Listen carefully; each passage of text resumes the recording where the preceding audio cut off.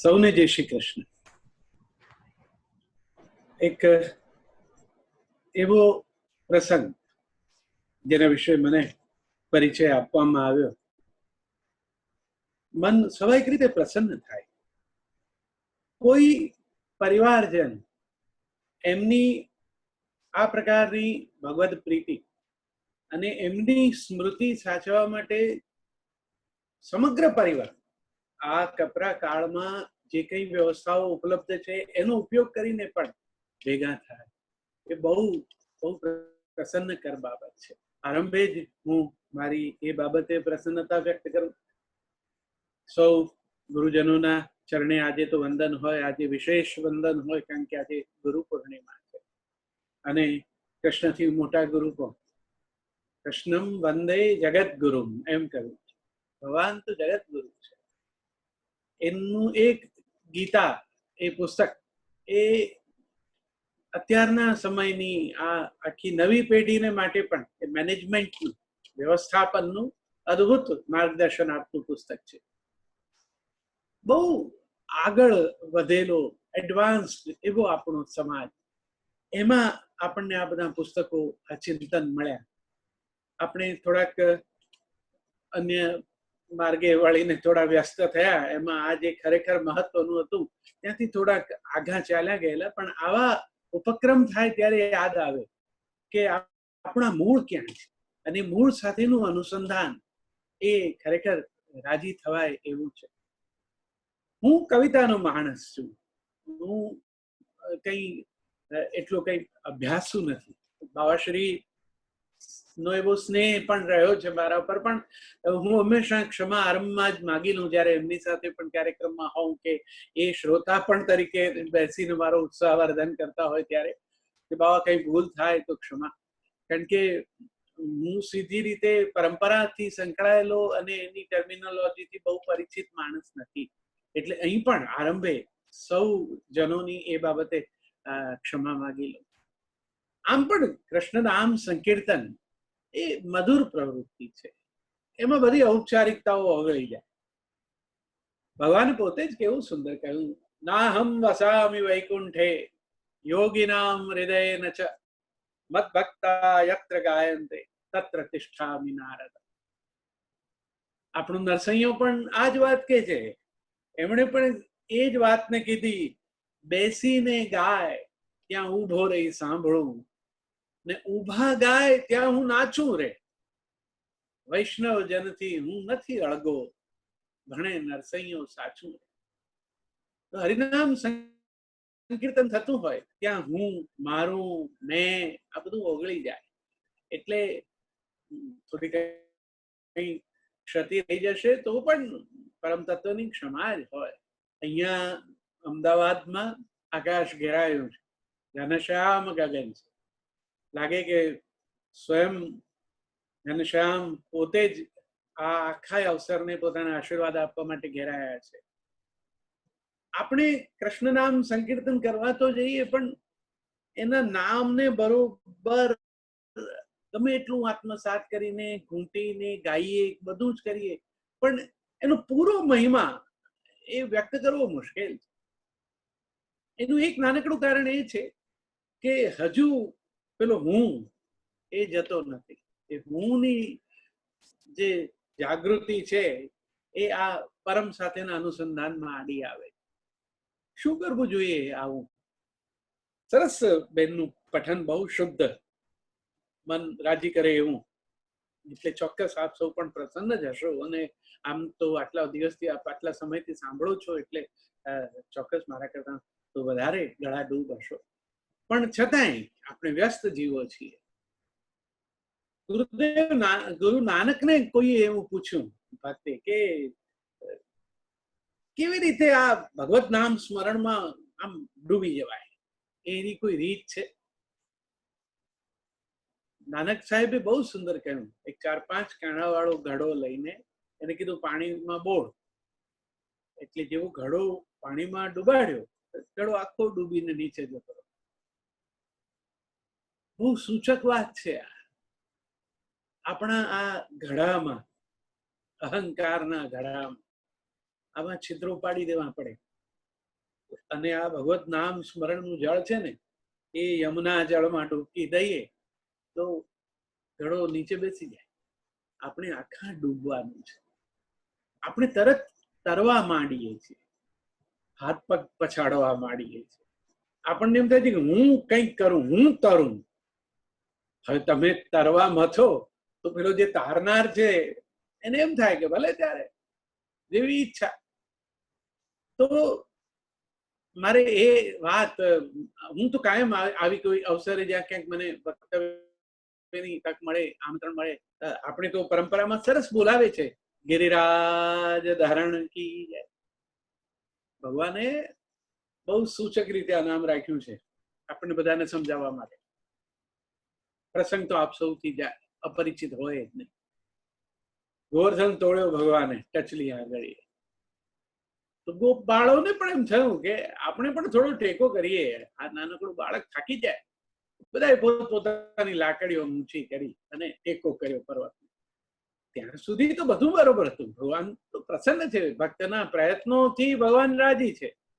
પણ પ્રયત્ન કરતા કરતા એક ભાવ ચિત્તમાં એવો આવે કે આ હું કરું છું, મેં કર્યું છે. વળી નરસિંહો યાદ આવે, હું કરું એ જ અજ્ઞાનતા, શકટનું ભારજમ શ્વાન તાણે. લાકડીઓના ટેકો ધરનારાને એમ લાગ્યું કે આ અમારી લાકડીના ટેકાએ અટક્યો છે. ઠાકોરજીએ સેજ આંગળી ખેંચવી અને બધાને પળભરમાં જ્ઞાન થઈ ગયું. આપણા પણ પ્રયત્ન તો હોવા જોઈએ. ગીતામાં એમણે પુરુષાર્થનો સ્વીકાર તો કર્યો, એને કહ્યું છે કર્મ તો કરવું પડશે, પણ પછી અનાસક્ત કર્મની વાત કરી. એમણે કહ્યું કે ફળની આશા છોડી દે, એ મારા ઉપર મૂકે. અને તોય જે કંઈ અવઢવ રહી તો પછી આટલી સ્પષ્ટ મુખર જગતના કોઈ ધર્મમાં આવી રીતે પરમ તત્વએ વાત ચોખ્ખી નથી કરી દીધી. સર્વ ધર્માન પરિત્યજ્ય મામેકમ શરણમ વ્રજ. એમણે કહી દીધું અંતે કે આ બધી શંકાઓ, આ બધી અવઢવ, જાત જાતના વિચારો, એ સંશયાત્મા જે કંઈ છું તું, એ તારા સંશયને દૂર કર અને મારા શરણમાં આવી. હવે એના શરણમાં આવી જવાની સાથે જ તમારા શરણાગતિના જે કંઈ ભાવ હોય, વૈષ્ણવ પરંપરામાં તો ન્યોછાવરી ભગવાનની બસ ઓળઘોળ થઈ જાય. એમાં પછી કઈ બીજો ભાવ ચિત્તમાં જાગે. હવે જ્યાં આવી ન્યોછાવરી હોય ને, ત્યાં તો પછી ઠાકોરજી રાજી જ રહે. પછી તો એ બેઠો છે સાચવવા માટે. એ સ્થિતિ હૃદયની, આત્માની આપણી હોય એવું ઈચ્છે છે પરમ તત્વ. એ કે છે પ્રયત્ન તો કર, તું બધું મારા પર ન છોડી દે. પુરુષાર્થ તો કર, જરા બાવડાનું બળ પણ વાપર, જરા હલેસા માર, સડ પણ ખોલ તારી બુદ્ધિનું, દિશા નક્કી કર.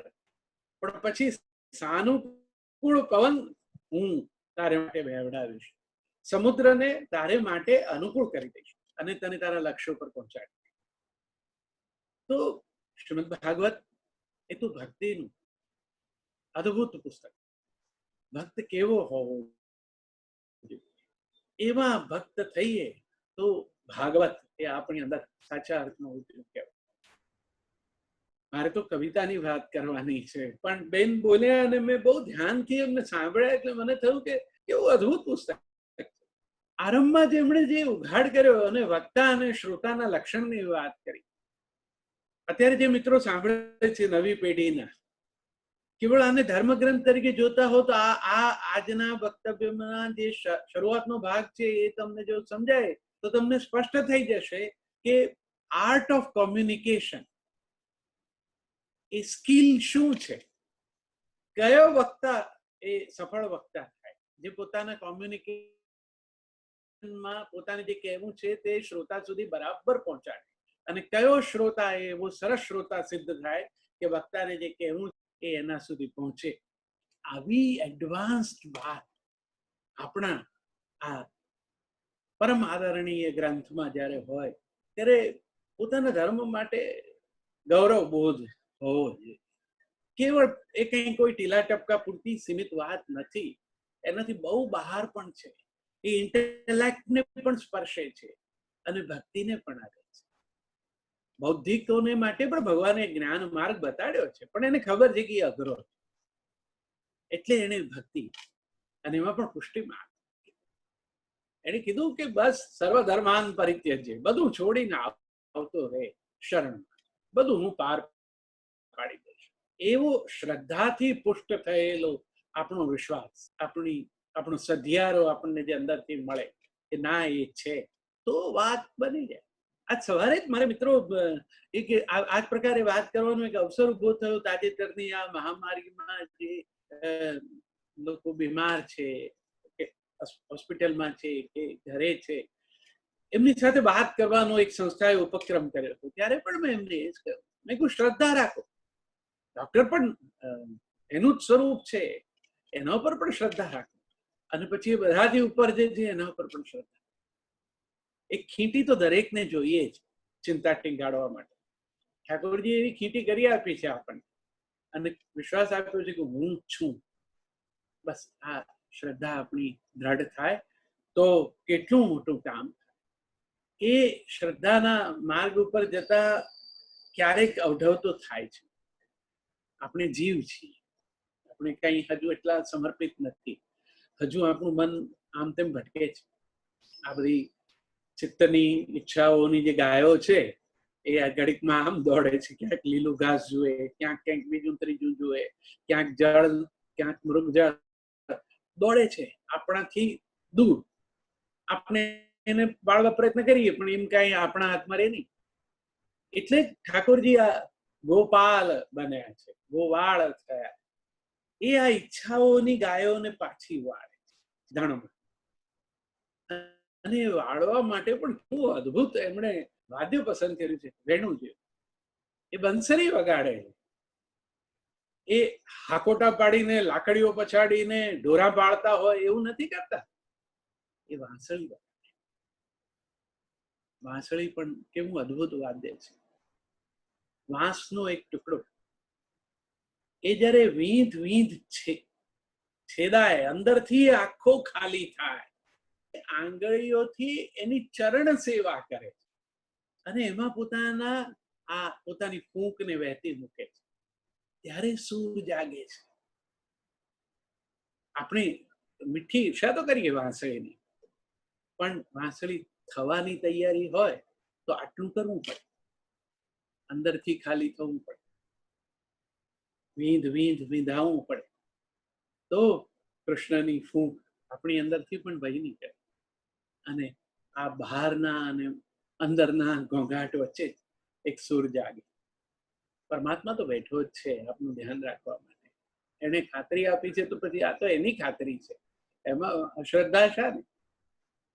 હું એક ઉદાહરણ ઘણી વાર આપું છું. હવે તો આપ ત્યારે તો મને કહ્યું છે કે આપ સૌ કઈ દેશ વિદેશમાં જ્યાં જ્યાં પરિવારજનો બેઠા છો એ સાંભળો છો, એટલે નાના આપણા ગામના વતનના ઘરથી તો ઘણા દૂર આવી જ ગયા હોય, સ્વાભાવિક છે. પણ તોય આપણા મનમાં છે પેલા કુંભારનું કામ, એ જે રીતે કામ કરતો હોય, માટીમાંથી જે વાસણ બનાવે તે, એની પાસે એક ચાકડો હોય, ગોળ ગોળ ગોળ ગોળ ફેરવે, એના પર એક માટીનો પિંડ મૂકે, અને પછી એમાં એને જે પ્રકારે આકાર આપવો હોય એ પ્રકારે એને એમાંથી ઘડે. હવે જો એ કુંભારને તમે માટલું ઘડતા જુઓ ને તો તમને ખબર પડે. એ પોતાનો એક હાથ આમ વચ્ચે નાખે, એટલે કે માટલા માટેની જે પાણી ભરવા માટેની જગ્યા એમાં બનવી જોઈએ, એટલી માટી ખસવી જોઈએ, એ ખસે.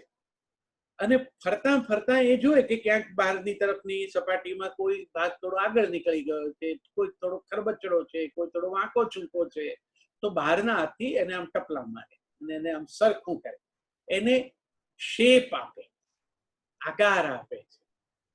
હવે કોઈ જો એમ જુએ કે આ માટીને આ બહારથી ટપલા મારે છે, એ બહારથી ટપલા મારતો હાથ જો કેવળ એ જુએ તો એને એમ થાય કે આ તો માટલું તૂટી જાય, આવી રીતે કરાતું હશે કઈ. પણ જો એ સમજીને જુએ તો એને ખબર પડે કે આ બહારથી વાગેલા ટપલા છતાં તૂટતું કેમ નથી, આકાર કેમ ધરે છે. તો જે પેલો બીજો હાથ જે આપણને દેખાતો નથી, એ અંદર તરફ છે, એ અંદરથી એક સપોર્ટ આપે છે અને પેલું બહારથી ટપલું મારે છે.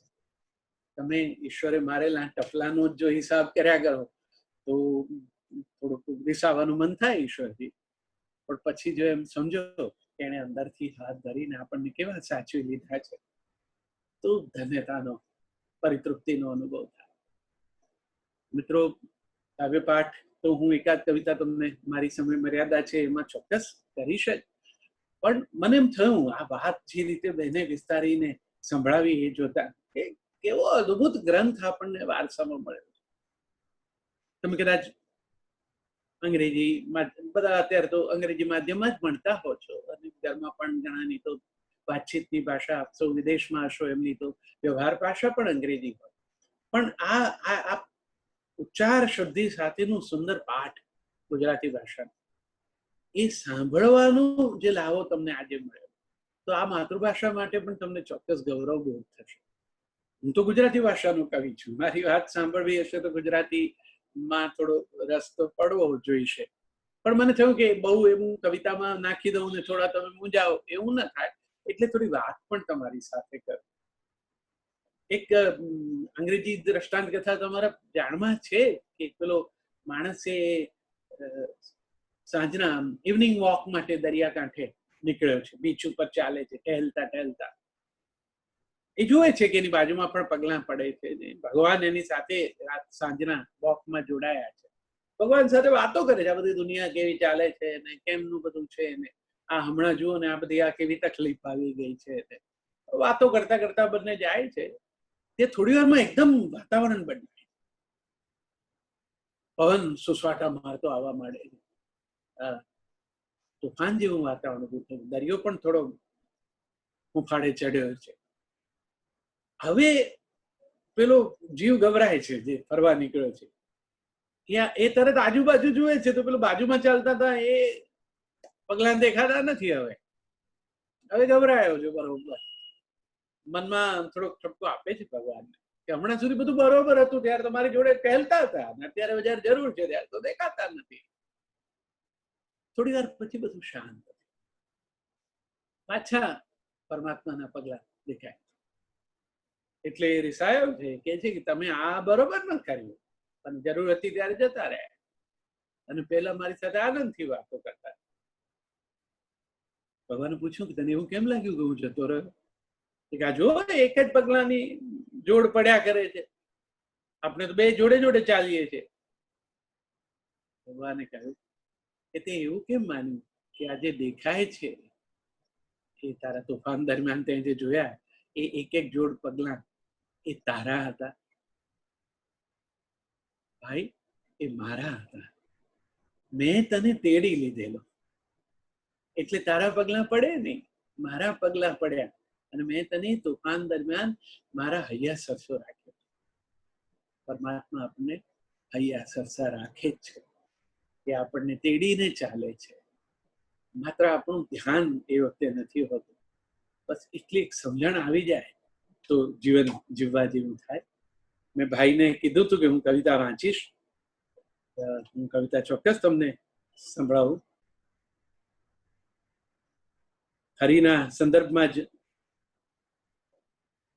આ વાત કેવી છે. એક પદ એવું મેં કહ્યું છે, તમે ક્યાંક તો છો ને હરિ, તમે ક્યાંક તો છો ને હરિ, આસપાસ ચોપાસ નિરખવા મેં તો નજર કરી, તમે ક્યાંક તો છો ને હરિ.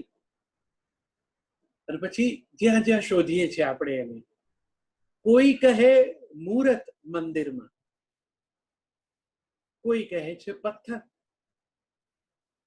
કોઈ કહે છે સદગુરુ રૂપે, ક્યાં બેઠા છો આખર, શું રૂપ છે તમારું કહો તો ખરા, સરનામું ભલે ના આપો પણ નિશાની આપો જરી, તમે ક્યાંક તો છો ને હરી.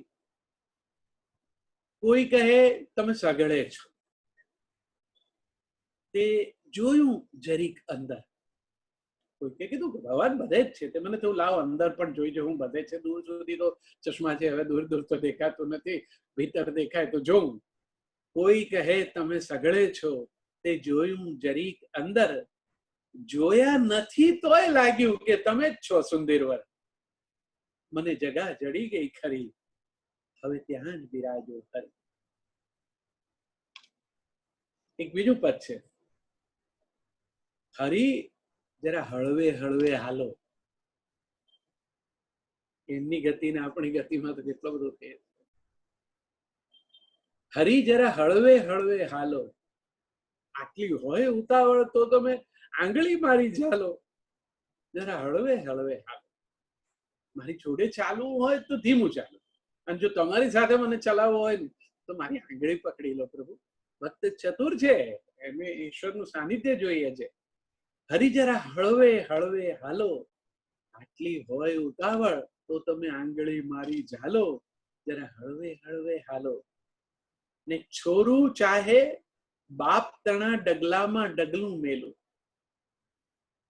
દરેક બાળકના મનમાં આવું હોય, પપ્પાનું ના પગલામાં મારું પગલું મૂકું, એમ તરત પપ્પાના જોડામાં પોતાનો પગ નાખવાનું દરેક બાળકને ગમે છે. છોરું ચાહે બાપ તણા ડગલામાં ડગલું મેલું. તમે કહો કે મૂકું ક્યાં હું પગલું આ ઉંચકેલું. હવે મેં જે ભરવા માટે પગલું ઊંચું કર્યું છે એ હવે તમે જ કહો, હું ક્યાં મૂકું. આટલું જલ્દી ક્યાં ચાલો તમે, નથી હું તમને વાલો. આટલું જલ્દી ક્યાં ચાલો તમે, નથી હું તમને વાલો. જરા હળવે હળવે હાલો. આમ તો કઈ કહેવાય ના તમને, આમ તો કઈ કહેવાય ના તમને, તમે તો છો ભગવાન. આમ તો કઈ કહેવાય ના તમને, તમે તો છો ભગવાન. બધું જાણતા હો તમે, ના કશાયથી અણજાણ.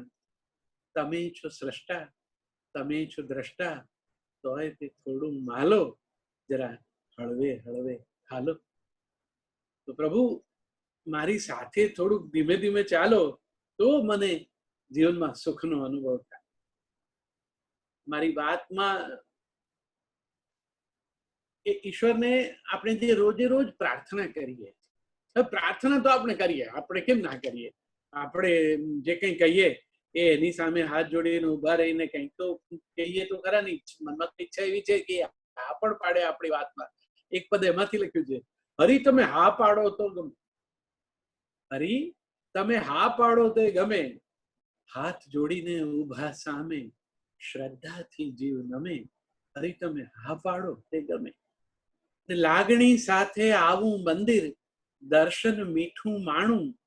માગણી ક્યાંથી આવી જાય છે હોઠ ઉપર ના જાણું. હું તો લાગણી સાથે આવું છું, પણ તમારી સામે ઉભો હું છું. મન હજુ સંસારમાં છે, ઘણા બધા પ્રશ્નો છે, એટલે થોડીક માગણી હોઠ ઉપર આવી જાય છે. પ્રભુ માગણી સામે પહેલા જોજો, લાગણી રાખજો જમે.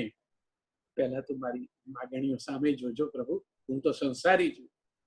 દેનારા ને લેનારા તમે, કરતો નથી હું ત્રાગું. દેનારા ને લેનારા તમે, કરતો નથી હું ત્રાગું. તમારી પાસે નહીં તો બીજા કોની પાસે માગું. તમારી પાસે નહીં તો બીજા કોની પાસે માગું. હરી સન્મુખ જો જીવ હોય તો શાને બીજે ભમે. અને મનને આવડે હિસાબ, ગણતું રહેતું ખોટ ને લાભ.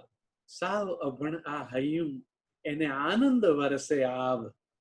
દર્શન ઘેલી આંખો મારી, ઝીણું ઝીણું જમે. ને ના કેનારા ઓછા નથી હરી, એટલે કીધું આ. કેટલા બધા સામે જીવનમાં આપણે કઈ ને કઈ માગવાનો પ્રયત્ન કરીએ, સંજોગવશ, પરિસ્થિતિવશ ક્યાંક આપણે હાથ ફેલાવ્યો હોય અને ના નથી. આપણે કેટલા બધાને આવી રીતે મોટર કારના બંધ કાચની પેલી બાજુ ઉભા રહેલા કોઈ બાળકને આપણે અંદરથી કેવી રીતે આમ ના ના કહી દઈએ છીએ ટ્રાફિક સિગ્નલ પોઈન્ટ ઉપર. ના કહેનારા ઓછા નથી હરી, એટલે કીધું આ. હરી છો ને તો હાય ના પાડો, જીવને કહી દો જા. ચરણ શરણમાં રાખો હરી, ક્યાં આગા જઈએ અમે. હે પ્રભુ તારા શરણમાં રાખ, અમે ક્યાં આગા જઈએ. તો દોસ્તો, મારા વાતનું સમાપન કરવા માટે મેં આ જ વાતને જરા જુદી રીતે જોઈ છે, એવી એક રચના સંભળાવું તમને, અને એની સાથે મારી વાત હું પૂરી કરું. એમાં મેં એ કહ્યું છે કે ઈશ્વર તો આપણે જે કંઈ માગીએ એ આપે, આપણે કહ્યું છે એ પ્રમાણે એ આપણું કરે ધાર્યું. પણ પછી મને એક વિચાર આવ્યો કે એ તો કરી દે છે. ઈશ્વરને કેવળ એક જ શબ્દ આવે, જો તથાસ્તુ. હવે જો એ એટલું જ કંઈ જાણતો હોય તો હવે આપણી જવાબદારી વધે છે ને કે શું કહેવું. એમાંથી એક પદ આવ્યું છે, એ કહીને મારી વાત હું પૂરી કરી દઉં. હરી તમે નાય પાડતા શીખો.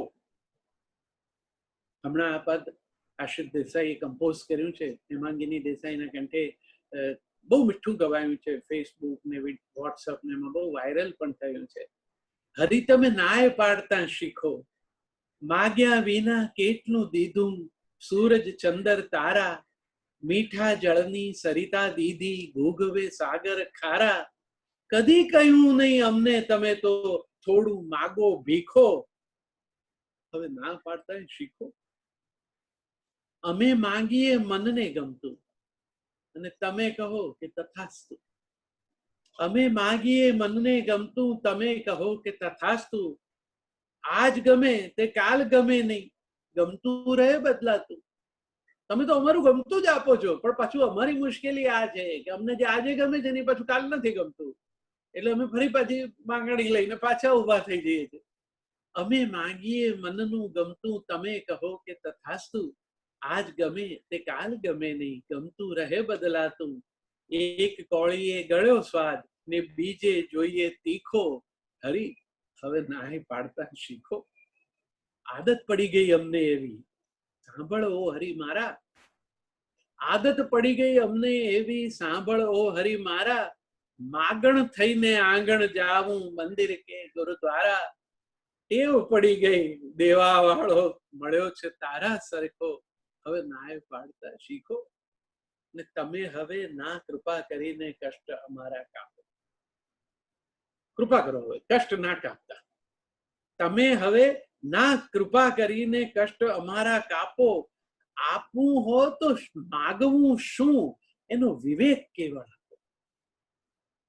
આપવું હો તો માગવું શું એનો વિવેક કેવળ આપો. દોડવા માંગતા મનને કહો કે થોડું પહેલા રીખો. હવે નાય પાડતા શીખો. થોડું પહેલા પાંખુડી અગર ચાલતા શીખીએ. ત્યારથી બધી વાતોમાં દોડ મૂકીને આ લઈ લઉં, પેલું લઈ લઉં, આ ચણવી, એમાં ને એમાં જિંદગી પૂરી થઈ જાય છે. તો થોડુંક એ વિવેક શીખીએ તો અદભુત થાય. ભગવાને તો કહી દીધું છે કે હું તો આપવા બેઠો છું. 1000 હાથ વાળો છે, 1000 હાથથી આપે છે. આપણે તો 2 હાથ વાળા ઝીલવાના. એમાં તો ક્યાં આપણી તો ખોબાની મર્યાદા છે. એટલે એ આપવામાંથી તો પાછો નથી પડતો, પણ માગવાનો વિવેક પરમાત્મા આપણને શીખવે. શ્રીમદ ભાગવતજીના પઠન, મનન, શ્રવણ કીર્તન એ પણ ભક્તિ છે.